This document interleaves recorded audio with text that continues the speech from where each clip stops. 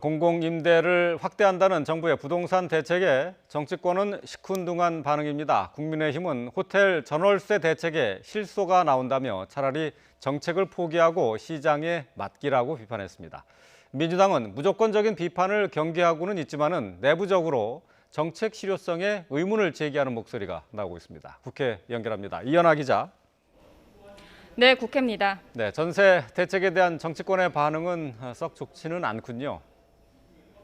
네, 그렇습니다. 이미 여러 차례 부동산 대책이 나왔음에도 집값은 안 잡히고 전세난까지 벌어졌다는 점에서 이번 대책도 효과가 있을지 시큰둥한 분위기입니다. 국민의힘은 호텔을 전월세로 공급한다는 대책에 비판을 집중했습니다. 김종인 비상대책위원장은 오늘 회의에서 듣지도 보지도 못한 호텔 찬스로 혹세 무민하고 있다며 실소를 금할 수 없다고 말했는데요.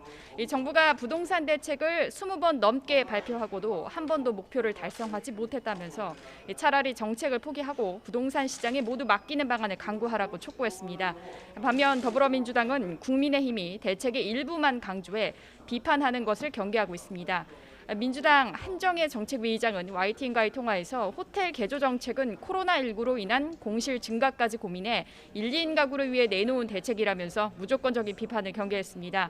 전반적인 공급 대책을 봐야지 단기적인 방안만 콕 집어 비판하면 안 된다는 뜻으로 풀이됩니다. 하지만 당 내부에선 당정 협의 과정에서 호텔 전월세 대책을 듣고 난색을 표한 의원도 있는 것으로 전해질 정도로 이번 부동산 대책의 실효성은 확신하지 못하는 분위기입니다. 네, 이번에는 고위공직자범죄수사처 얘기로 넘어가 보겠습니다. 자, 어제 저녁이었습니다. 초대 공수처장을 뽑기 위한 후보 추천위원회가 끝내 결론을 내지 못하고 활동을 종료했는데요. 자, 그러면 앞으로 어떻게 되는 겁니까? 네, 더불어민주당은 법을 개정해서라도 고위공직자범죄수사처 연내 출범 약속을 반드시 지키겠다는 입장입니다. 국회 법제사법위원회 민주당 의원들은 조금 전 기자회견을 열고 오는 25일 법안소위원회를 열어서 공수처법 개정안을 논의하겠다고 밝혔습니다. 이 법 개정안에는 추천위의 정족수를 줄여서 야당의 비토권을 없애는 방안 등이 포함되어 있습니다. 김태년 원내대표는 오늘 회의에서 야당이 비토권을 악용해 공수처법의 취지를 훼손했다며 후보 추천 무산의 책임은 국민의힘에 있다고 주장했습니다. 이에 대해 국민의힘 주호영 원내대표는 오늘 아침 회의에서 정부 여당의 난폭이 도를 넘고 있다고 비판했습니다.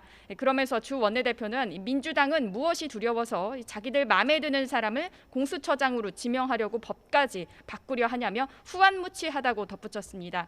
또 법원 행정처장과 또 대한변호사협회장이 회의 지연을 비판한 것에 대해서도 중립적이어야 할 사람들이 여당 입장을 앞장서 대변하는 것 자체도 개탄스럽다고 비판했습니다.